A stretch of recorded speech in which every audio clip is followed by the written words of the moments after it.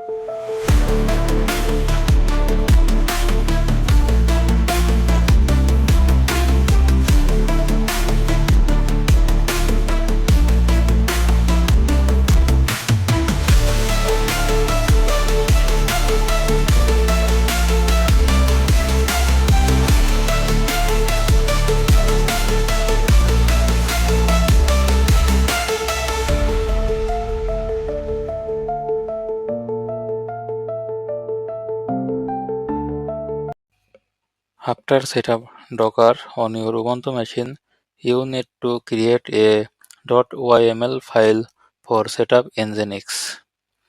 You need to create a new .yml file.